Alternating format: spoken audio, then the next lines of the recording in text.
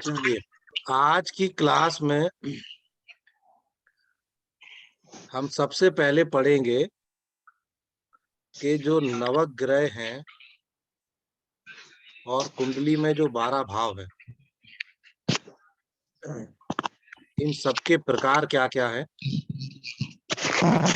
ये किस तरीके से अलग अलग भावों को प्रभावित करते हैं। सबसे पहले 9 जो ग्रह हैं जिन पे पूरा भाचक्र निर्भर है, उसको समझने का हम प्रयास करते हैं। आप सब लोग अपने नोट्स भी अपने बनाते जाएं। देखिए, जैसे हमने लास्ट सेशन में बात की थी कि नवग्रहों के सभा में सूर्य को राजा, चंद्रमा को रानी, बुध को राजकुमार, गुरु और शुक्र को मंत्री, मंगल को सेनापति, राहु केतु को शत्रु और शनि को दास की उपाधि दी गई है। अब सबसे पहले हम सूर्य से लेते हैं कि सूर्य ग्रह किन किन चीजों का कारक माना गया है जीवन में। मतलब सूर्य अगर किसी का बलवान है, सूर्य अगर किसी का बली है कुंडली में, तो वो अपने कौन से ट्रेड्स, कौन से गुणधर्म जो है कि हमारे जीवन में डाल देगा, और अगर कमजोर है या बिगड़ैल कंडीशन में है, खराब कंडीशन है उसकी, तो वो किन चीजों को जो है कम कर देगा हमारे जीवन में। ग्रहों को ग्रहों के गुणधर्म समझने के पहले ये समझना बहुत जरूरी है कि ग्रह जिस जिस चीज को रिप्रेजेंट करते हैं, चाहे वो शरीर के भाग हों या आपकी इनर स्ट्रेंथ हो, आउटर स्ट्रेंथ हो, बॉडी का कोई पार्ट है जो ग्रह आपको इंगित कर रहा है, ये समझना जरूरी है कि अगर ग्रह बली होगा तो आपके जीवन में, व्यक्तित्व में, शरीर पे, वो जगहों पे उसका असर समझ में आएगा। अगर आपका ग्रह बली है, स्ट्रांग है, अगर आपका ग्रह, तो आपके बॉडी के वो पार्ट जो है स्ट्रांग हो जाएंगे, आपके बॉडी के वो पार्ट स्ट्रांग हो जाएंगे। और अगर वो ग्रह वीक है, तो आपके बॉडी के वो पार्ट कमजोर रह जाएंगे। सबसे पहले हम चालू करते हैं सूर्य से। सूर्य को सबसे ज्यादा जो उसका प्रभाव माना गया है मानव शरीर में, वो आत्मा के लिए माना गया है। मतलब सूर्य को आत्मा का कारक माना जाता है। सूर्य को शरीर के भागों में हमारी राइट आई का, दाहिनी आंख का कारक माना जाता है। सूर्य को हमारी हड्डियों का कारक माना जाता है। हमारा जो पूरा अस्थियों का ढांचा है, इस पे सूर्य का आधिपत्य माना गया है। सूर्य को सूर्य को जो है हार्ट का कारक माना गया है, दिल का कारक माना गया है सूर्य को। सूर्य को आत्मविश्वास का कारक माना गया है। सूर्य को ईगो का कारक माना गया है। सूर्य को रोग प्रतिरोधक क्षमता का कारक माना गया है। और सूर्य को समाज में जो प्रसिद्धि है, ख्याति है, उसका कारक माना गया है। सेकंड पॉइंट, चंद्रमा। चंद्रमा को चंद्रमा को सबसे पहले तो बाईं आंख का कारक माना गया है। चंद्रमा को माता का कारक माना गया है। चंद्रमा को मन का कारक माना गया है। इसीलिए बोलते हैं कि चंद्रमा मन सो जाता। चंद्रमा मन का प्रतीक है। चंद्रमा को हमारे शरीर में ब्लड का भी कारक माना गया है। देखिए, ब्लड का आधिपत्य चंद्रमा और मंगल में आधा आधा बटा हुआ है, बट चंद्रमा को ब्लड का कारक माना गया है, क्योंकि चंद्रमा को पानी का भी कारक माना जाता है।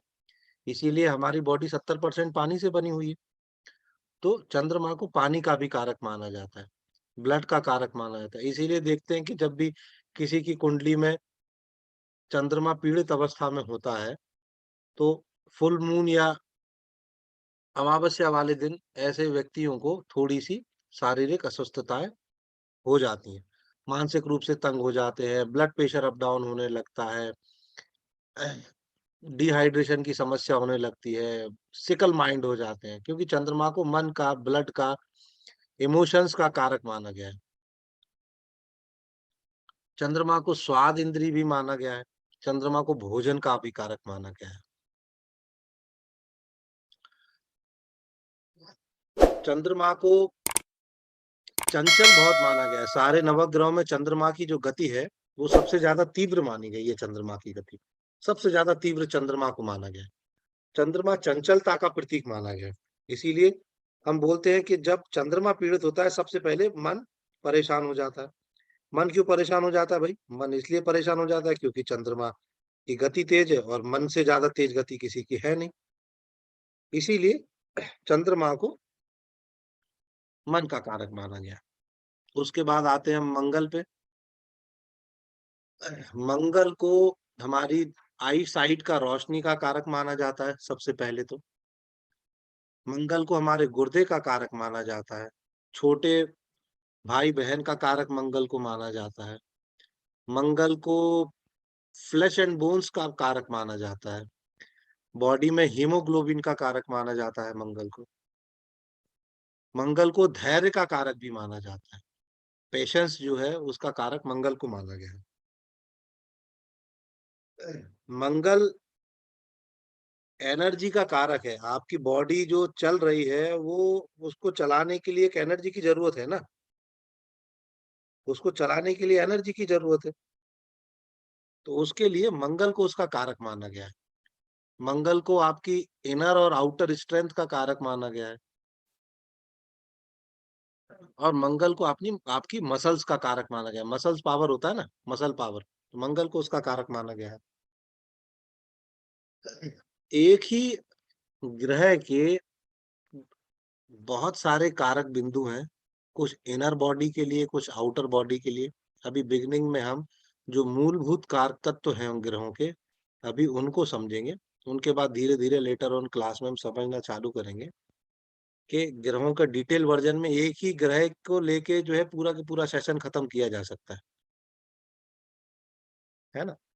तो ग्रहों के पहले उनको कारक तत्व को सही से समझ लें, वो ज़्यादा बेटर है। उसके बाद हम आते हैं बुध के लिए। बुध को क्या मानते हैं? बुध को जैसे हमने बोला कि राजकुमार बोल रहे हैं बुध को कि वो राजकुमार भी है। तो बुध को दत्तक पुत्र का कारक माना जाता है, एडॉप्टेड चाइल्ड का। बुध को आपके मस्तिष्क का कारक माना गया है। तंत्रिका तंत्र का आपका कारक बुध को माना गया है। बुध को आपकी स्मेल, जो हम स्मेल लेते हैं, घ्राण इंद्री जिसको बोलते हैं, बुध को उसका कारक माना गया है। जिनका बुध बहुत स्ट्रॉन्ग होता है, उनकी स्मेल करने की पावर बहुत ज़्यादा स्ट्रॉन्ग होती है। कभी-कभी जनरली सुनते हैं ना कि कोई बोलता है कि मैं खुशबू से बता देता हूँ सब्ज़ी पकी कि नहीं पकी। सब्ज़ी में नमक डला कि नहीं डला। अब रियलिटी शोज़ बहुत सारे आ रहे होते हैं। सर मैं स्मेल लेके बता देता हूँ सब्ज़ी में सॉल्ट है कि नहीं है। सब्ज़ी में इस तरीके की चीज़ें हैं कि नहीं है। सब्ज़ी पक गई कि नहीं पक गई में स्मेल। तो बुध को घ्राण इंद्री मानी गई है। इसीलिए हमारा श्वसन, रेस्पिरेटरी जो सिस्टम है, उसको रूल भी मर्क्यूरी करता है। बुध को स्किन का कारक भी माना गया है। आपकी जो स्किन है, उसका कारक बुध को माना गया है। बुध एक अर्दी अर्दी प्लैनेट है, इसलिए बुध को ग्रीनरी का कारक माना गया है। हमारे सराउंडिंग में जितनी भी ग्रीनरीज़ हैं, पेड़ है, पौधे हैं, गार्डनिंग है, ग्रीनरी जो भी है, उसका कारक जो है बुध को माना जाता है। बुध को हमारे मामा पक्ष से भी रिप्रेज़ेंट किया जाता है, हमारी माता के ननिहाल से। तो मामा, मामी, भांजा, भांजी, ये सारे के सारे बुध के उसमें आते हैं। अब इसके बाद हम बात करते हैं कि गुरु। गुरु को हम देव गुरु बृहस्पति बोलते हैं। बृहस्पति को किन किन चीजों का कारक माना जाता है? देखिए, सबसे पहले तो बृहस्पति एकमात्र ग्रह है जो आकाश तत्व है। बाकी सारे 8 ग्रह जो हैं वो अग्नि, वायु, जल और भूमि इन तत्वों में बटे हैं। बृहस्पति ही एकमात्र प्लैनेट है जिसको आकाश तत्व मिला है। मतलब बृहस्पति किसी भी भाव, किसी भी राशि में कहीं पे भी जाके सिंक हो सकता है। क्योंकि संपूर्ण ब्रह्मांड तो आकाश में ही है ना, धरती भी आकाश में ही है, ब्रह्मांड में ही आ रही है। तो आकाश तत्व को सबसे विशाल माना गया है, इसलिए उसको उसका कारक बृहस्पति को माना गया। अब बृहस्पति को किन किन चीजों के लिए माना गया? बृहस्पति को हमारी नोज मानी गई है, नाक बृहस्पति है। हमारा लिवर बृहस्पति है, किडनीज बृहस्पति है। हमारा बॉडी का जो फैट है वो बृहस्पति है, जुपिटर है। बृहस्पति को हमारी गुरु की उपाधि दी गई है। कल्चर बृहस्पति से देखा जाता है, संस्कार, पूजा पाठ, अच्छी चीजें, सात्विकता, ये सारा के सारा बृहस्पति है। टेस्ट में अगर हम देखेंगे तो बृहस्पति को हम मीठे से रिलेट करते हैं, स्वीट, क्योंकि गुरु लोगों को मीठा पसंद होता है ना, इसलिए हम मिठाई अर्पण करते हैं गुरु के चरणों में। तो गुरु को हम गुरु को हम फेथ का, डिवोशंस का कारक मानते हैं। डिवोशन का, फेथ का कारक हम जुपिटर को, गुरु को मानते हैं। संस्कार हमारे गुरु हैं। हमारी कुंडली के 9वें भाव का कारक गुरु है, वहां गुरु को माना गया है। गुरु को हम अपनी संतान का भी कारक मानते हैं। हमारा जो लिक्विड कैश है, फाइनेंस है हमारा, वो गुरु है। महिलाओं के चार्ट में पति का या जीवन साथी का कारक गुरु को माना गया है। गुरु को हमारी जितनी भी शुभता है उन सब का कारक गुरु को माना गया, इसीलिए गुरु को हम सबसे ज्यादा शुभ प्लैनेट भी मानते हैं। अब उसके बाद हम आते हैं शनि की तरफ। शनि को क्या माना गया है? देखिए, शनि के सबसे पहले तो समझिए, शनि के ट्रेड्स सूर्य के ठीक अपोजिट होते हैं। सूर्य को जैसे हम पूर्व दिशा का कारक मानते हैं, तो शनि को हम पश्चिम दिशा का कारक मानते हैं। सूर्य को हम चाचा बोलते हैं, सॉरी, सूर्य को हम पिता का कारक बोलते हैं और शनि को हम चाचा का कारक बोलते हैं। सूर्य को हम गर्म चीज का कारक बोलते हैं और शनि को हम ठंडी चीजों का या बासी खाने का, इनका कारक बोलते हैं। शनि को हम एक क्रूर ग्रह की या एक पापी ग्रह की संज्ञा दी गई है शनि को। शनि को मिजरीज का, ग्रीफ का, दुख का, परेशानियों का, भटकाव का, इन सारी चीजों का कारक माना गया है। और इसके उलट शनि को डिसिप्लिन का, अनुशासन का, लंबी आयु का। देखिए, शनि की सबसे बड़ी खूबी है, आयु का दाता कोई नहीं है शनि के अलावा। आयु जो कालखंड है वो शनि के हिस्से में आया हुआ है। शनि को न्यायाधिपति बोला गया है, कर्माधिपति बोला गया है, कर्मों का दंड देने वाला बोला गया है। शनि को आयु का दाता बोला गया। आयु किसकी कितनी होती है, ये उसकी शनि की पोजीशन उसके चार्ट में डिसाइड कर देती है। शनि को आयु प्रदान करने का देवता बोला गया, इसीलिए शनि को काल बोला है।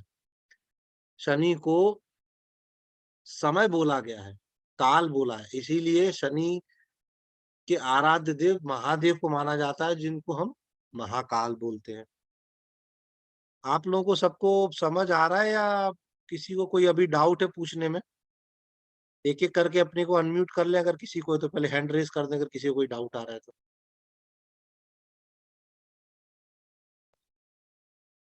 सबको क्लियर है?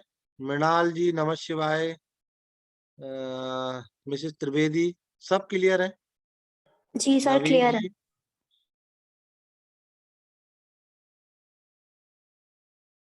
यात्रा जी, क्लियर है आप? नवीन जी, क्लियर है आपको? हाँ जी, फिर आगे बढ़े हम। क्लियर है, क्लियर है जी, चलिए। तो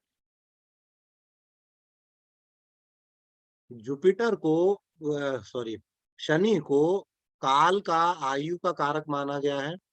शनि को एक बहुत अच्छा वास्तु कंसल्टेंट बोला गया है। मतलब कोई भी जो आर्किटेक्ट होगा, वास्तु होगा, वो तभी बहुत अच्छा कर रहा होगा जब उसकी कुंडली में, उसके चार्ट में शनि की पोजीशन बहुत अच्छी होगी। क्योंकि शनि को वास्तु बोला गया है। वास्तु कलाकार शनि के बिना आशीर्वाद के बनना या सफलता लेना बहुत मुश्किल है। इसलिए शनि को वास्तु कारक बोला गया है। शनि को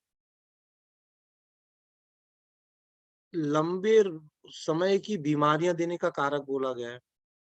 शनि को हमारे पैर बोला गया है, एंकल्स बोला गया है, थाइज है, जॉइंट्स हैं, हमारे तलवे हैं। शनि को हमारे पैर का कारक बोला गया है। हमारी रीढ़ की हड्डी का जो निचला हिस्सा है, टेल बोन जो है, उसका कारक शनि को बोला गया है। शनि को एक नपुंसक ग्रह भी बोला गया है। जेंडर जब हम डिफाइन कर रहे होते हैं प्लैनेट्स में, तो शनि को और मरकरी को नपुंसकता मिली हुई है। शनि को नपुंसक ग्रह ही बोला गया है। ठंडा स्वभाव बोला गया है शनि। शनि का नेचर, स्वभाव ठंडा होता है। लंबे समय की बीमारियां देने वाला प्लैनेट शनि होता है। अब उसके बाद आते हैं राहु और केतु के लिए। राहु को हमारे हमारा फादर साइड से ग्रैंडफादर बोला गया, पिता बोला गया राहु को। सॉरी, दादा बोला गया है राहु को। और केतु को नाना बोला गया है। लास्ट क्लास में भी हमने डिस्कस किया था कि राहु को शनि का अग्रभाग मुख बोला गया और केतु को शनि का पिछला हिस्सा बोला गया। एक सांप है जिसमें राहु सिर है और केतु पूंछ है। और राहु सदैव शनि के जैसे बिहेव करता है और केतु सदैव मंगल के जैसे बिहेव करता है। शनिवत राहु और कुजवत केतु, ये बोला गया है। इसलिए राहु को दादा जी बोला गया है और केतु को हमारे नाना बोला गया है। तंत्र जो है वो राहु को बोला गया है। रूट्स जो है वो केतु को बोला गया है। हमारी जो जड़ें हैं, हमारे जो पित्र हैं, वो केतु को बोला गया है। और राहु को तंत्र बोला गया है। राहु को एक्सपेंशन बोला गया है। बेसिकली राहु को एक्सप्लोजन बोला गया है, एक्सपेंशन नहीं, एक्सप्लोजन बोला गया है राहु को। राहु चीजों में कई सौ गुना प्रसार कर देता है। जिस चीज की राहु को क्षमता बढ़ानी हो, जिस भाव में आपके चार्ट में राहु बैठा है, अगर राहु शुभ फल वहां पे दे रहा है, तो उस भाव की क्षमता को कई सौ गुना बढ़ाने की ताकत सिर्फ एक ही प्लैनेट रखता है, जिसको हम राहु बोलते हैं। राहु को हाथी का कारक माना गया है। राहु को वो प्लैनेट माना गया है जो क्षितिज के परे आपको विजन देता है। देखिए, हमारे जो पौराणिक ग्रंथों में कथा है कि स्वरभानु एक दैत्य था जिसने अमृत पी लिया था।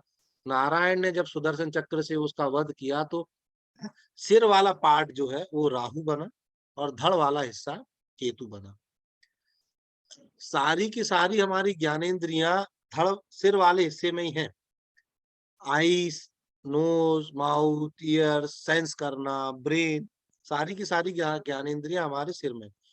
तो टेक्निकली राहु जब किसी का बलि होगा, तो उसका ब्रेन बहुत शार्प होगा, वो माइंड से बहुत ज्यादा स्ट्रांग होगा।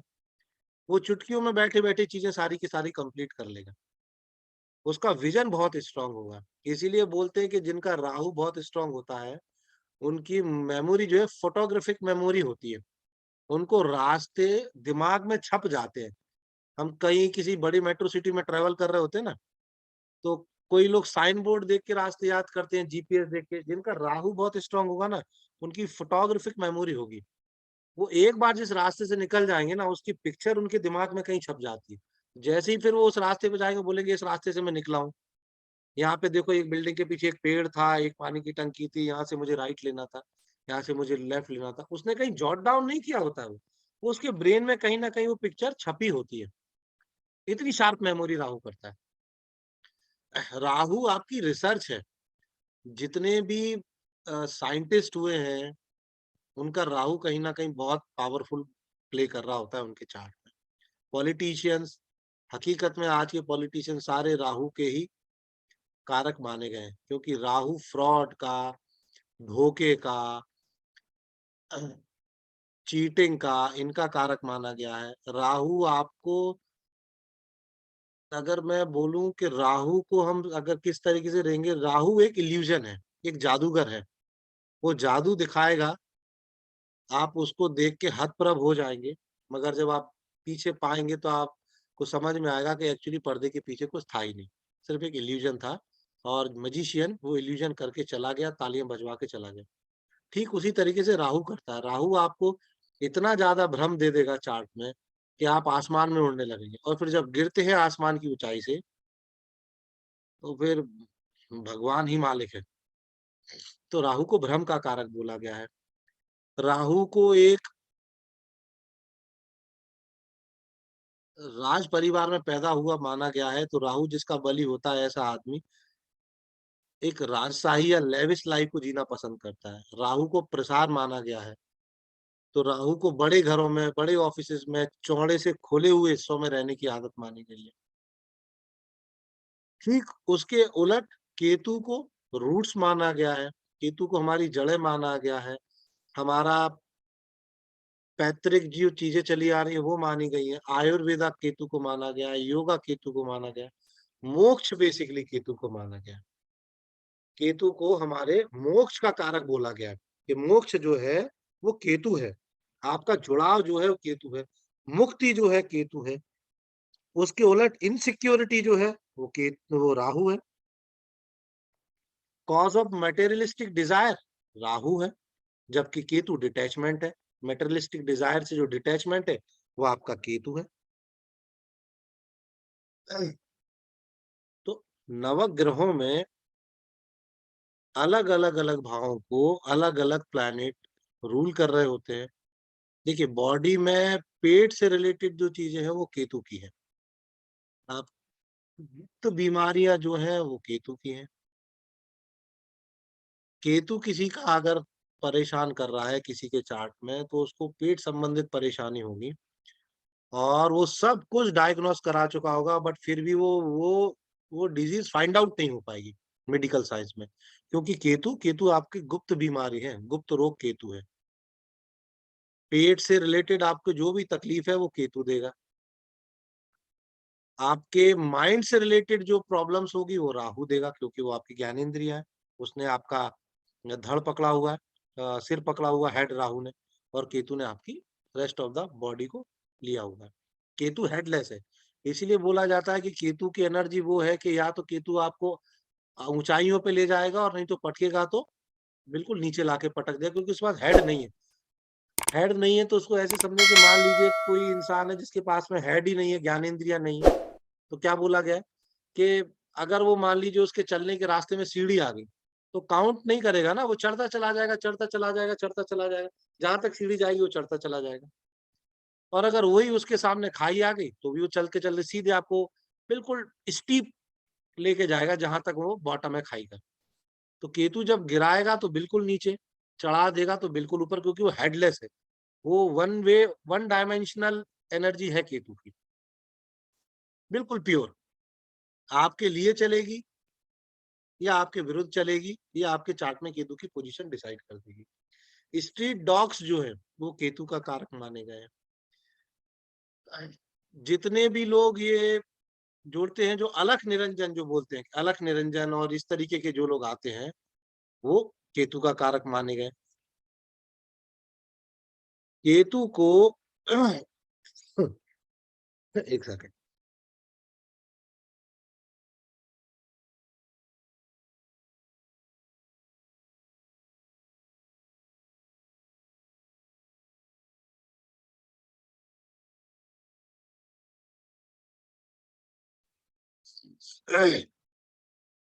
तो जितने भी पीर फकीर दरवेश हैं, जितने भी साधु हैं जो अलख निरंजन बोलते हैं, विकलांग्स हैं जो रेड लाइट पे मिलते हैं, इन सबका कारक केतु को माना गया है।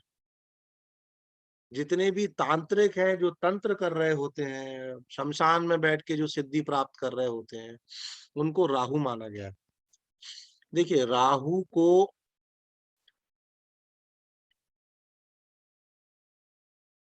अच्छा कैसे है इसको समझिए। 90% चार्ट्स में, या हम बोलें कि 90% IITians वो बनते हैं जिनके चार्ट में राहु स्ट्रांग होता है। ये ट्राइड एंड टेस्टेड है, आप चेक कर लीजिएगा किसी के भी चार्ट में जाके। 90% IITians वही हैं जिनका राहु स्ट्रांग है, क्योंकि राहु ही टेक्निकल एजुकेशन का सर्वोच्च कारक माना गया है। राहु के अलावा फिर सैटर्न, मार्स, इनको भी हम टेक्निकल लाइन से रिलेट करते हैं, बट सबसे ज्यादा स्ट्रांगली अगर कोई प्लैनेट टेक्निकल लाइन से कनेक्टेड है तो राहु माना गया, इसीलिए राहु को टेक्निकल एजुकेशन माना गया। 90% वो जो आर्मी में है, पुलिस में है, IPS है, उनका मार्स स्ट्रांग होता है, तभी वो उस लाइन में जाते हैं, क्योंकि मंगल को हम सेनापति बोला हुआ है। देखिए प्लेनेटरी कॉम्बिनेशंस में ना, जिसको जो पद दिया गया है आपकी डेली लाइफ में, वो वहां पे रूल करता है, उसके रिजल्ट दिखते हैं, समझ में आते हैं। मार्स को वॉरियर माना गया है, इसलिए जितनी भी बेल्ट वाली जॉब है, जितनी भी बेल्ट वाली जॉब है, स्पेशली थल सेना में, थल सेना में जितनी भी बेल्ट वाली जॉब है, उनका कारक मंगल को माना गया है। वायु सेना में जितने भी लोग हैं, उनका कारक गुरु को माना गया है। वहां मार्स को नहीं मानेंगे, वहां गुरु उनका कारक माना गया, क्योंकि गुरु आकाश तत्व है। एयरफोर्स हवा में ही है ना, और सेनापति वॉरियर्स कहाँ, वो जमीन पे फाइट करते हैं। मार्स को थल सेना का कारक माना गया है, एयरफोर्स को जुपिटर का कारक माना गया है, राहु को टेक्निकल एजुकेशन का कारक माना गया है, राहु को वायरस का कारक माना गया है। जो ये आज के सिनेरियो चल रहा है, जो जिसमें कोरोना वायरस और कोविड-19 के डिफरेंट डिफरेंट म्यूटेशंस हो रहे हैं, बट खत्म नहीं हो रहा वायरस, ये राहु की देन है। देखिए इस समय पिछले 1.5 साल से हम देख रहे हैं कि कोरोना जिस प्रचंड रूप में आया हुआ है, कोई इसे कंट्रोल नहीं कर पा रहा है। क्यों? क्योंकि जब भी राहु केतु एक्सॉल्टेशन में आएंगे, कुछ ना कुछ उठा-पटक विश्व स्तर पे करके जाएंगे, और जिसको कोई कंट्रोल नहीं कर पाएगा। राहु अनकंट्रोलेबल है, अनकंट्रोलेबल पावर आपकी जो है वो राहु है। कोरोना क्या वायरस है ना, राहु को वायरस बोला गया है, और राहु इस समय अपनी उच्च राशि में चल रहा है। तो जब उच्च राशि में एक्सॉल्टेशन में राहु है, तो क्या हो गया भाई, सबसे पहले जो है कि वायरस के कारण पूरी दुनिया तहस-नहस हो गई। और इस अगले अप्रैल में राहु अपना उच्च की राशि से हट के मेष राशि में गोचर करेगा, और हम सब लोगों को ये पता है इस समय कि कोविड धीमे-धीमे रिड्यूस हो गया है। 1 आध महीने में कोविड ऑलमोस्ट डेड हो जाएगा। क्यों भाई? बीच में क्यों नहीं डेड हुआ? जो लोग एस्ट्रोलॉजी के ऊपर पॉइंट आउट करते हैं, उनसे अगर ये पूछा जाए कि भाई जब राहु एक्सॉल्टेड कंडीशन में आया, तब कोविड आया, जब राहु एक्सॉल्टेड कंडीशन से एग्जिट ले रहा है, तब कोविड जा रहा है। कहीं ना कहीं सिमिलैरिटी है ना, नहीं तो पहले क्यों नहीं कोविड गया? हमने वैक्सीनेशन भी करा लिया, बट म्यूटेशन हो गया, डेल्टा वेरिएंट आ गया, ओमिक्रॉन्स आ गए, लगातार म्यूटेशन होता जा रहा है, क्योंकि राहु को एक्सप्लोजन बोलते हैं।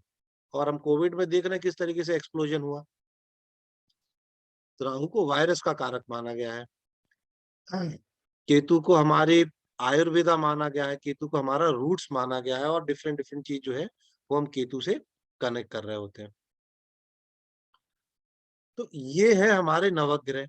देखिए सूर्य को पिता, सूर्य को हमारे पित्र, सूर्य को कॉन्फिडेंस, सूर्य को राजा, एडमिनिस्ट्रेटिव जॉब सूर्य से है, IAS जितने हैं सूर्य से हैं, पॉलिटिशियंस जो बड़े पदों पर हैं वो सूर्य से हैं, हमारी जो बोन्स हैं वो सूर्य से हैं, हमारी रेजिस्टेंस पावर जो है वो सूर्य से है। जिनके चार्ट में सूर्य बहुत स्ट्रांग होगा, आप देखेंगे कि वो लोग बहुत ही कॉन्फिडेंट रहेंगे, चाहे सही हो या गलत, उनको डिसीजन लेने की बहुत जल्दी रहेगी। बाद में भले ही दुनिया उन्हें बोले कि यार तुमने एक डिसीजन गलत ले लिया था, तुमने ये ले लिया था, वो सही हो या गलत वो लोग बोलेंगे, वो बाद में देखेंगे यार सही है या गलत। अभी तो डिसीजन ले लिया, इसी पे काम करेंगे। क्यों? राजा को डिसीजन लेने की आदत है ना। तो जिनका सूर्य चार्ट में बहुत स्ट्रांग होगा, ऐसे आदमी डिसीजन बहुत तुरंत तुरंत में लेंगे, उनको डिसीजन लेने की आदत ही होगी। सूर्य जिनका स्ट्रांग होगा, उनका आप देखेंगे कि उनका ललाट जो है कि शाइन करेगा, माथा बड़ा होगा उनका, उनके सिर पे बाल थोड़े से कम होंगे। क्यों? क्योंकि जब सूर्य जिसका तेज होगा, तो उसका सिर पे उसके बाल थोड़े से कम रहेंगे, स्पेशली मेल जो पत्रिका है उनमें। जिनका मंगल बहुत स्ट्रांग होगा, उनमें एनर्जी बहुत ज्यादा होगी। एनर्जी बहुत ज्यादा होगी तो क्या रहेगा कि उनको हर चीज ऐसे करने की आदत होगी। अभी कर लो, अभी चल पड़ो, अभी बैठ जाओ, अभी निपटा लो, कल किसने देखा, अभी कर मतलब वो बिस्तर पे अपने सड़ भी रहे होंगे और उनसे आप कह दो कि अगर चलने की क्षमता है उनमें, तो काम करने के लिए दौड़ जाएंगे, भले ही आके फिर बिस्तर पे गिर जाए। मंगल तेजी का कारक है, फुर्ती का कारक है। मंगल धैर्य का भी कारक है। जिनका मंगल स्ट्रांग होगा, उनमें पेशेंस होगा चीजों के लिए, धैर्य होगा उनमें। और जिनका मंगल बिगड़ैल होगा, उनमें सबसे पहले धैर्य उनका चला जाएगा, अधीर हो जाएंगे वो चीजों को लेके, इतने इम्पल्सिव हो जाएंगे कि आपकी बात सुनने के पहले ही 4 बार आपको टोक देंगे। ये मंगल है, क्योंकि मंगल में एनर्जी बहुत ज्यादा है, और जिसकी आप देखते हैं बच्चों में जब एनर्जी बहुत ज्यादा, वो 24 घंटे उछलते कूदते रहते हैं, वो मंगल है आपका। जिनका जिनका शुक्र बहुत तेज होगा कुंडली में, आप देखेंगे कि दुनिया में जितने भी ब्यूटीफुल सीनरीज हैं, पिक्चर हैं, पोर्ट्रेट्स हैं, वो उन लोगों को सबसे पहले पसंद आएगी जिनका शुक्र बहुत अच्छा होगा। शुक्र वो है जिनमें ऐसे लोगों को सजना संवरना बहुत अच्छा लगेगा, लेविश लाइफ जीना अच्छा लगेगा, आरामदायक जिंदगी जीना शुक्र के ट्रेट्स हैं, कंफर्ट में रहना शुक्र के ट्रेट्स हैं। शुक्र थोड़ा बिगड़ैल हो तो बोलते हैं कि अय्यासियां शुक्र के ट्रेट्स हो जाती हैं। ब्यूटी, परफ्यूम्स शुक्र है। जो आपका खट्टी चीजें जो खाते हैं, लेमन, कर्ड, और भी जो भी खट्टी चीजें खाते हैं, वो आपका शुक्र है। दही आपका शुक्र का ट्रेट है। व्हाइट कलर शुक्र रिप्रेजेंट करता है। कलरफुल लाइफ शुक्र रिप्रेजेंट कर रहा होता है। जितनी भी ग्लैमरस इंडस्ट्री है, ये शुक्र रिप्रेजेंट करता है। जितने भी लोग आपको हैंडसम लगेंगे या महिलाएं जो आपको बहुत खूबसूरत लगेंगी, आप देखेंगे कि उनकी कुंडली में शुक्र बहुत ही प्रोमिनेंटली प्लेस्ड होगा। लग्न में, 7th हाउस में, लग्नेश के साथ कहीं ना कहीं प्रोमिनेंटली प्लेस्ड शुक्र डेफिनेटली होगा, वो अपने ट्रेड्स दे ही रहा होगा। सेकंड लॉर्ड के साथ, फर्स्ट लॉर्ड के साथ में शुक्र कहीं ना कहीं कंजंक्ट होगा। षोडश वर्गों में आप चेक कीजिएगा, शुक्र आपको मिल जाएगा डेफिनेटली। जितने भी आप सुंदर चेहरे देखेंगे, आप देखेंगे शुक्र कहीं ना कहीं वहाँ प्लेस्ड है उनकी चार्ट में। गुरु जिनका अच्छा स्ट्रांग होगा, देखिए गुरु जब स्ट्रांग होता है ज्यादा, तो हमने अपने जितने भी गुरुओं को देखा है, देखते हैं कि थोड़े से चबी है, वो हैवी है शरीर से ना, क्योंकि गुरु को हमारे बॉडी का फैट बोला गया, वसा जो हमारी बॉडी की शरीर की है, वो गुरु के लिए बोली गई है। तो जिनका गुरु बहुत स्ट्रांग होगा, आप उनके देखेंगे कि उनका कमर से नीचे का हिस्सा ज्यादा भारी हो जाएगा, थाइज बड़ी हो जाएंगी, हिप्स बड़े हो जाएंगे, फैट थोड़ा सा बॉडी में ज्यादा आ जाएगा, डायबिटिक हो जाएंगे। अगर गुरु ज्यादा ही नेगेटिवली प्ले कर रहा है तो डायबिटिक हो जाएंगे। तो गुरु आपको इन इन चीजों का कारक माना गया है, शुभता का कारक माना गया है, सादा जीवन उच्च विचार का कारक गुरु को माना गया है। ऐसे लोग बड़े धार्मिक प्रवृत्ति के होंगे। जो गुरु के ट्रेड्स होते हैं कि अपना जो भी सब दे देना, वो गुरु का माना गया।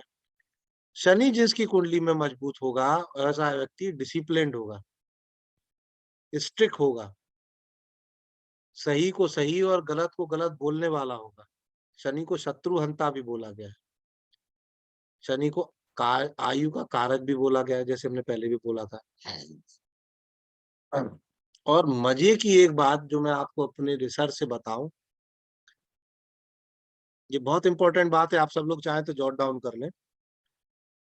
शनि को लेके जितनी भ्रांतियां समाज में हैं, मेरी अपनी ऑब्जर्वेशन है, कोई भी प्लेनेट ना अच्छा है ना बुरा है, और स्पेशली मैं कहूंगा कि शनि को मैं सबसे अच्छा प्लेनेट मानता हूँ, क्योंकि शनि आपको मेहनत करा के चीजें देगा। शनि मुफ्त में कुछ नहीं देगा, बट शनि जब देगा तो पहले वो आपको उसके लिए पात्र बना देगा मेहनत करा के, उसके बाद शनि आपको डिलीवर करेगा। अब है क्या, मेहनत किसी को अच्छी नहीं लगती, इसलिए बोलते हैं कि अरे शनि है ने ये कर दिया, शनि की 7.5 आ गई भाई, शनि की ढैया आ गई, मतलब शनि ने आपको घिसना शुरू कर दिया। शनि आपको घिस के उस एक पर्टिकुलर खांचे के लिए फिट कर रहा है, जहाँ जाके शनि आपको बिठा देगा। मतलब 7 साल, 7.5 साल शनि आपसे बहुत मेहनत कराएगा। बट अगर आपने पहले ही मेहनत को अपना नेचर बना रखा है, तो देखिए आपकी शनि की 7.5 सबसे ज़्यादा शुभ निकलेगी। दूसरी बात, जितने भी हम सेलिब्रिटीज़ को, पॉलिटिशियंस को, पावरफुल व्यक्तियों को जानते हैं, किसी के भी एक्स, वाई, ज़ेड के आप लाइन से चार्ट उठा लीजिए। 80% चार्ट में शनि या तो लग्न में या तो 10वें भाव में बैठा हुआ मिलेगा। 70% चार्टों में मैं आपको बोल रहा हूँ कि वो लोग जो जिनको हम सफल मानते हैं अपनी जिंदगी में, चाहे वो खेल जगत में हो, चाहे वो राजनीतिक फ्रंट पे हो, चाहे वो किसी भी फ्रंट पे हो, जिनको हम सक्सेसफुल मानते हैं, आप देखेंगे कि 70 से 80% चार्ट में शनि या तो लग्न में मिलेगा या शनि 10वें घर में मिलेगा। प्रथम और दसम भाव में शनि उनके प्लेस मिलेगा, आप चार्ट उठा के देख लें। या तो आप कुख्यात बनेंगे या आप विख्यात बनेंगे। बट शनि अगर लग्न में ट्रांजिट कर रहा है, शनि अगर 10th हाउस में ट्रांजिट कर रहा है, शनि आपके अगर नेटल चार्ट में लग्न में है या शनि आपके नेटल चार्ट में 10th हाउस में है, आप देखेंगे कि वो व्यक्ति गुमनामी की जिंदगी जिएगा ही नहीं। नाम बदनाम हो जाए बट गुमनाम ना हो। देखिए, 2 एग्जांपल, ओसामा बिन लादेन और बराक ओबामा। एक ने अमेरिका को नष्ट किया और एक ने अमेरिका को दोबारा स्टैंड किया। दोनों के ही शनि लग्न में। महेंद्र सिंह धोनी, विराट कोहली, शनि की पोजीशन चेक कर लीजिए। नरेंद्र मोदी, चार्ट चेक कर लीजिए। लाल कृष्ण आडवाणी, जो आज भी 92 साल की आयु में राष्ट्रपति बनना चाह रहे हैं, आप चार्ट चेक कर लीजिए, लग्न में आपको शनि मिल जाएगा। आप किसी का भी देखिए, क्योंकि शनि को कर्म का देवता बोला गया है, शनि को ही कर्म का कारक बोला गया है, और जब शनि 10वें घर में, जिसको हम कर्म का भाव बोलते हैं, उस पे विद्यमान हो या आपकी लग्न पे विद्यमान हो, कि ओवरऑल पर्सोना को शनि जो है कि ड्राइव कर रहा है, तो सबसे पहले क्या हो जाएंगे, आप कर्मठ हो जाएंगे। अब शनि की पोजीशन ये बता देगी कि आपके कर्म अच्छे होंगे या आपके कर्म कर्म खराब होंगे। मतलब इधर आप बदनाम हो जाएंगे या आप प्रसिद्धि ले लेंगे, ये आपको शनि दिखा देगा। शनि कैसे दिखाएगा भाई, आपके कर्म आपको उस तरीके से पोर्ट्रेट कर देंगे दुनिया के सामने। ओसामा बिन लादेन को गलत चीजों के लिए हम याद करते हैं, बराक ओबामा को हम अच्छी चीजों के लिए याद कर रहे हैं। नरेंद्र मोदी को आप जिस भी चीजों के लिए याद कर रहे हो, बट आज हमारे देश के दूसरी बार प्रधानमंत्री है, और आगे भी संभावना है, जो बता रही है वो उन्हीं के लिए बता रही है। कर्मठ तो मानोगे ना प्रधानमंत्री जी को अपने। महेंद्र सिंह धोनी को खेल जगत से कप्तानी करके रिटायर्ड हो गए, उसके बाद विराट कोहली आ गए और विराट कोहली भी चले गए, बट आज भी हम धोनी को ही याद कर रहे हैं, और विराट कोहली को भी हम सचिन की जगह दे रहे हैं दूसरी। तो इसका मतलब ये है कि ये शनि जो है वो हमें बना सकता है और हमें बिगाड़ सकता है, क्योंकि शनि को कर्म का देवता माना गया है, और पुस्तकों में भी लिखा है कि कर्म प्रधान विश्व कर राखा, जो जस करहि सो तस फल चाखा। मतलब आप कर्म जैसा करेंगे उसी के एवज में आपको रिजल्ट मिलना स्टार्ट हो जाएंगे। तो शनि की ये भ्रांतियां कि शनि खराब है, शनि की 7.5 आ रही है, शनि की ढैया आ रही है, शनि का ये आ रहा है, शनि का वो आ रहा है, पहले तो इन चीजों को दिमाग से निकाल दें। सारे ग्रह अच्छे हैं और सारे ग्रह खराब है। ना गुरु और शुक्र, जिनको हम शुभ ग्रह बोलते हैं, वो भी चार्ट में जब खराब पोजीशन में हो तो कई तरीके की परेशानियां हमारे जीवन में डाल देते हैं। और राहु, शनि, केतु जैसे प्लेनेट जिनको हम खराब बोलते हैं, जब वो बली हो तो आपको क्या बना सकते हैं ये मैं भी आपको बता ही चुका हूँ कुछ मिनट पहले। तो सारे ग्रह अच्छे हैं, सारे ग्रह खराब हैं। ग्रहों के ट्रेड्स क्या हैं, उनके कारकत्व क्या हैं, अगर उनको पकड़ के हम अलाइन कर लें अपनी ज़िंदगी को उन ग्रहों से, प्लैनेट चाह रहा है कि अलाइन्ड हो जाओ, सजग हो जाओ भई। सख्त हूँ मैं आपकी गलती पे पनिश करूँगा।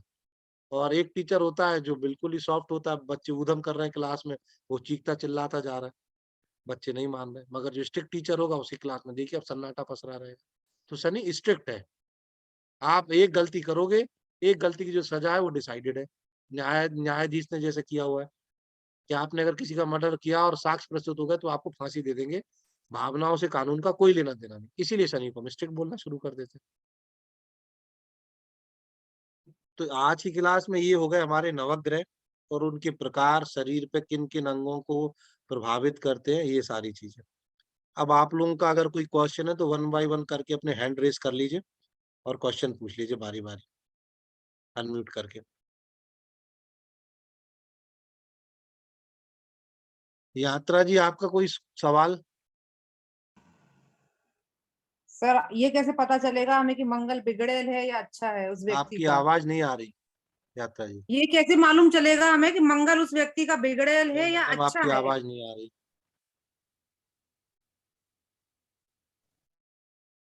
हेलो?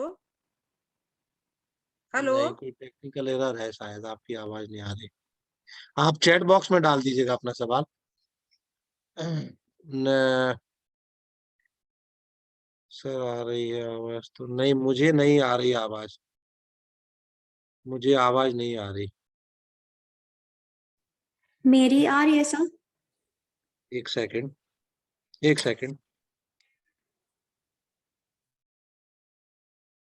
हाँ, शायद मेरी तरफ से दिक्कत हो तो मैं चेक कर लेता हूँ ना।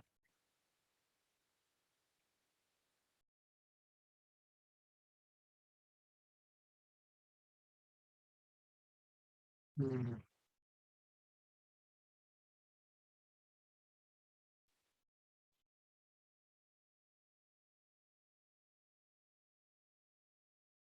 जी बोलिए, यात्रा जी बोलिए एक बार अनम्यूट करके प्लीज़। सर आपने बताया था कि मंगल अगर किसी का खराब है तो उस व्यक्ति में धैर्य की कमी रहेगी, तो पता कैसे चलेगा कि मंगल बिगड़ेल है या अच्छा है? देखिए, आपके सवाल में ही आपका जवाब है कि मंगल अच्छा है या मंगल बिगड़ैल है। हम अब सबसे पहले अपने व्यक्तित्व को खुद नोटिस करें कि क्या हम इम्पेशेंट ज़्यादा हैं? कोई सवाल सामने वाला हमसे करे और उसका सवाल पूरा सुने बिना ही अगर हम बोलना शुरू कर रहे हैं, इसका मतलब हम में धैर्य की कमी है, पेशेंस ही तो कम है। तभी तो हम पेशेंटली उसका पूरा क्वेश्चन ही नहीं सुनना चाह रहे भई। उसने बोलना शुरू किया और हमने उसके आधे सवाल पे ही अपने जो है कि चीज़ें कमेंट करना शुरू कर दिया। फिर ये भी सर सबसे पहला एग्ज़ाम्पल है मंगल का धैर्य कम होने का। अगर किसी की कुंडली हमारे पास आती है और वो कुछ नहीं बोलता है, फिर हमें उस कंडीशन में कैसे पता चलेगा कि इस व्यक्ति का मंगल अच्छा है या बेकार है?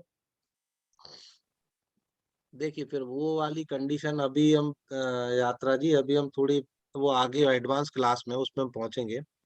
उसमें इस तरीके से चेक किया जाता है कि ग्रहों की उच्च राशियाँ कौन-सी हैं, नीच राशियाँ कौन-सी हैं, मित्र राशियाँ कौन-सी हैं, क्या वो लग्न का लॉर्ड है, लग्नेश है, क्या उस पे शुभ और मित्र ग्रहों के प्रभाव आ रहे हैं। देखिए, मानिए कि इसको ऐसे लीजिए कि प्रधानमंत्री जी आपके रूममेट हैं, तो ना चाहते हुए भी आप बली हो जाएँगे। हर कोई आके बोलेगा अरे यार आपके रूममेट तो प्रधानमंत्री जी है, हमारा थोड़ा बहुत ये काम करा दो। तो ना चाहते हुए भी आपके पास में पावर आ गई ना उनकी, भले ही वो आपकी बात नहीं माने। और मान लीजिए आप एक अंडरवर्ल्ड डॉन के साथ रह रहे हैं, तो 24 घंटे डर है जबकि आप कुछ नहीं कर रहे हैं कि यार पुलिस की रेड ना पड़ जाए, सीबीआई का छापा ना पड़ जाए, एनकाउंटर ना हो जाए, किसी तरीके की चीज़ ना हो जाए। मतलब आपका व्यक्तित्व आपके साथ रहने वाले पार्टनर के साथ बनेगा या बिगड़ेगा, उसी के साथ निर्भर करेगा। ठीक इसी तरीके से मंगल का है कि अगर चार्ट में मंगल अच्छा है या मंगल खराब है, सामने किसी का आपका चार्ट आया, आप उसको बिना देखे आपको बोलना है कि उसका नेचर कैसा है। मंगल बिगड़ैल है कि अच्छा है, धैर्य है उसमें कि नहीं। तो सबसे पहले मंगल की पोजीशन देखें, किन राशियों में का स्वामित्व लेके बैठा हुआ है, शुभ ग्रहों का प्रभाव है या अशुभ ग्रहों का प्रभाव है, मित्र के साइन में है या शत्रुओं के साइन में। देखिए, वो हम अपनी सेशन में आगे पढ़ेंगे, वो आगे जंप होने वाली है।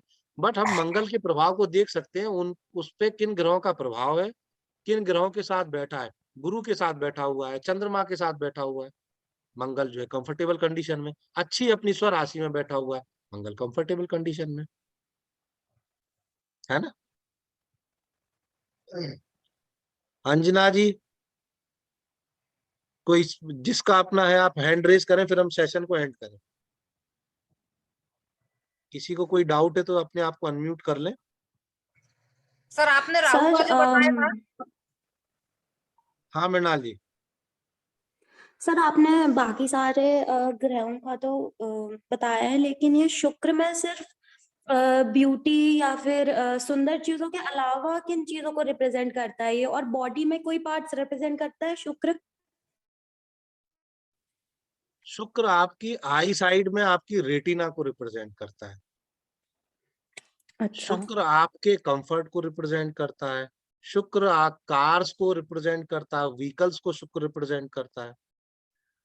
शुक्र आपके फाइनेंस को रिप्रेजेंट कर रहा होता है, कैश को रिप्रेजेंट कर रहा होता है। शुक्र को हम लक्ष्मी का कारक बोलते हैं, है ना, शुभता का कारक बोलते हैं। तो इसीलिए शुक्र के लिए जो आराध्य देवी है वो लक्ष्मी मानी गई। शुक्र हमारी संपत्ति का, सुख संसाधनों का कारक बोला गया है।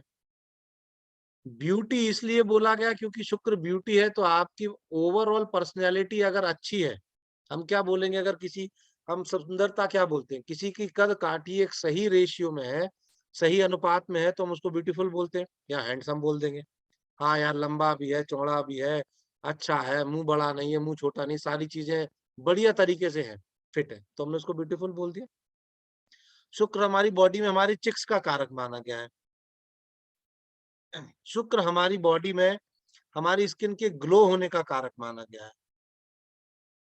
शुक्र हमारे टॉन्सिल्स का कारक माना गया है, टॉन्सिल्स में बॉडी में उसका कारक शुक्र माना गया है। शुक्र मल्टीनेशनल कंपनीज का कारक माना गया है। शुक्र ऐसी ऑर्गेनाइजेशंस का कारक माना गया है जो विमेन सेंट्रिक्स है, उनका कारक शुक्र को माना गया है। शुक्र को ग्लैमर इंडस्ट्री माना गया है। शुक्र को फसलों का कारक माना गया है, क्योंकि कच्ची मिट्टी, कच्ची भूमि को शुक्र माना गया है। खेत की जो कच्ची मिट्टी है उसको शुक्र माना गया है। शुक्र को राइस का कारक माना गया है। एक देखिए, आगे चल के आप लोग अपनी कुंडलियों में समझेंगे कि एस्ट्रोलॉजी में कॉमन सेंस बहुत ज्यादा इंपॉर्टेंट चीज है। वैसे तो कॉमन सेंस सब जगह इंपॉर्टेंट है, एस्ट्रोलॉजी में बहुत ही ज्यादा इंपॉर्टेंट है। एक किसान और एक बॉम्बे में रहने वाला फिल्म इंडस्ट्री से रिलेटेड दो बंदे आपकी जिंदगी में आए, दोनों का शुक्र इंपॉर्टेंट था। तो क्या आप किसान को ये बोलेंगे, हाँ भाई तुम्हारी आने वाली पिक्चर सुपरहिट होने वाली है, तुम तैयार हो, या शुक्र की महादशा आ रही, या उस डायरेक्टर से ये बोले कि हाँ भाई इस बार तुम चावल उगाओ, चावल की खेती में लाखों रुपए कमाओगे? नहीं है ना प्रैक्टिकली पॉसिबल। तो हमें कॉमन सेंस का यूज करना पड़ेगा कि किसान की जो पृष्ठभूमि है, उस पृष्ठभूमि में शुक्र जिन चीजों का कारक है, उन कारक तत्वों से उसको लाभ मिलेगा। मेट्रो सिटीज में शुक्र जिन चीजों का कारक है, उन चीजों के कारक तत्वों से उसको अपनी जिंदगी में लाभ देगा। गधे और घोड़े को एक लाठी से तो नहीं हाँक सकते ना। तो अलग अलग जगहों पे प्लैनेट जिन चीजों का कारक है, आपके कर्म के हिसाब से वो प्लैनेट उन चीजों से संबंधित आपको लाभ देगा। ठीक है मृणाल जी, और जी किसी को सर। कोई सवाल? हाँ यात्रा जी, आप कुछ बोल रहे थे।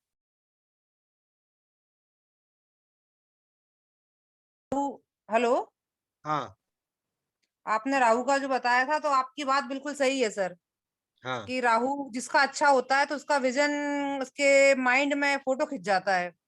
हम्म मैं जब आपको एक बात बताती हूँ कि हम लोग एक घूमने गए थे, तब उस समय मेरी बेटी करीब 4 इयर्स की थी। गोवा घूमने गए, तो हम्म वो मेरे फ्रेंड की बाइक पे बैठी थी, तो वो रास्ता भूल गए। तो 4 साल की होने के बावजूद भी मेरी बेटी बोली कि नहीं, रास्ता गलत है, आप इस रास्ते से चलें, अपना होटल वहां है। उसका राहु लग्न में बैठा है। तो आपने जो बात कही बिल्कुल करेक्ट बात कही है, कि अगर किसी का अच्छा होता है तो उसको एकदम पिक्चर क्लियर हो जाती है। देखिए तो तो आपकी आपने ये बात सारे के बिल्कुल सारा सही है। सेशन ही क्लियर कर दिया भाई अपनी तरफ से कमेंट देके। राहु को सबसे पावरफुल ग्रह माना गया। अंजना जी आपका कोई सवाल? नवीन जी? नहीं सर, मुझे कुछ नहीं पूछना। ठीक। नवीन जी आपका? जी आपने बताया था कि जैसे साधु हुए और जो अपने सिग्नल पे जो लोग मिलते हैं वो केतु का प्रतीक है, तो हाँ। कारक है। तो इसका मतलब ये भी है कि गरीबी का भी कारक केतु है, पॉवर्टी का। पॉवर्टी का कारक केतु है, बिल्कुल है, क्योंकि केतु को हम डिटैचमेंट का कारक मानते हैं। राहु अटैचमेंट है और केतु डिटैचमेंट है। केतु मोक्ष है, और मोक्ष इंसान कब लेता है? जब उसको हर चीज से मोह भंग हो जाए। मोक्ष तभी मिलेगा ना टेक्निकली, कि हमारे पास में पैसा था, हमने किसी को भी दे दिया, हमें पैसे की चाह नहीं है, हमें कपड़ों की चाह नहीं है, आप हमसे कपड़े ले जाइए, हमें किसी चीज की चाह नहीं है। केतु जिसका बली होगा, ऐसा इंसान वो होगा कि वो जमीन पे बैठ के खाना खा लेगा, वो खड़े होके खाना खा लेगा, वो दरवाजे पे खाना खा लेगा, वो गली में खाना खा लेगा, वो कहीं भी खाना खा लेगा। राहु जिसका स्ट्रांग होगा, वो कहेगा नहीं यार डाइनिंग टेबल ही चाहिए, क्रॉकरी तो यार कांच की ही चाहिए, चीनी मिट्टी की चाहिए, बोन चाइना की ही चाहिए। और केतु बोलेगा यार पत्तल में भी रख दो, पत्तल में भी खा लेते हैं। राहु आपके पेड़ की ब्रांचेस हैं जो दिख रही हैं, और केतु वो है जो रूट्स है आपका, जिसने उसको बांध के रखा हुआ है। केतु को किसी भी चीज का मोह नहीं है, इसीलिए हम बोलते हैं कि केतु जिसका बली होता है वो डिटैच करता है, केतु गिव अप करता है चीजों को। केतु बोलता है दे दो, जो भी है उसको दे दो, नेकी कर और दरिया में डाल। ये केतु है। ठीक है नवीन जी? ठीक है।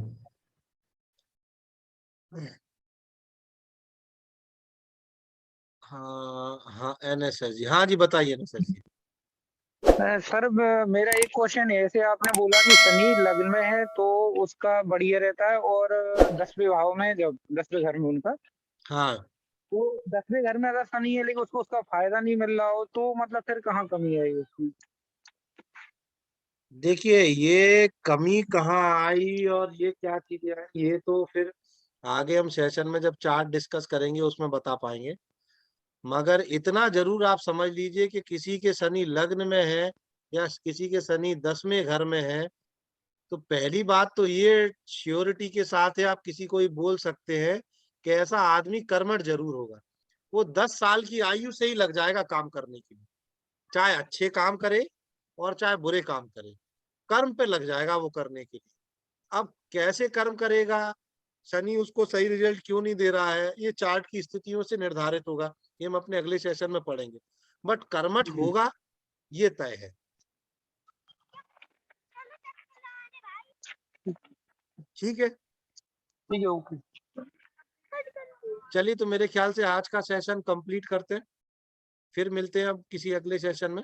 तब तक के लिए आप लोग तैयारियां कीजिए और अपनी बुक्स वगैरह पढ़ें। कुछ बुक्स जरूर मंगवा लें आप, क्योंकि सेल्फ स्टडी बहुत ज्यादा जरूरी है। सारे सेशन में जितना भी मैं आपको दे रहा हूँ, अगर आप प्रैक्टिस नहीं करेंगे, सेल्फ स्टडी की तरफ नहीं जाएंगे, तो आपके लिए कोई फायदा है नहीं। एज ए बिगनर मैं आपको सजेस्ट करूंगा कि आप सब लोग फल दीपिका बुक जरूर लेके आए। गोपेश कुमार ओझा जी का अच्छा टीका है, हिंदी में इंग्लिश में जिसमें भी आप लेना चाहें उसको ले, और आप उसको गो थ्रू करें। No study no difficulty, more study more difficulty. सवाल तभी आएंगे जब पढ़ेंगे, सवाल कुछ दिमाग में नहीं आया क्योंकि पढ़ा नहीं होगा। इसलिए मेरा सबसे बोलना है कि आप अपना अध्ययन करें, सेल्फ स्टडी करें। अगले सेशन में हम मिलते हैं, तब तक के लिए जय श्री राम।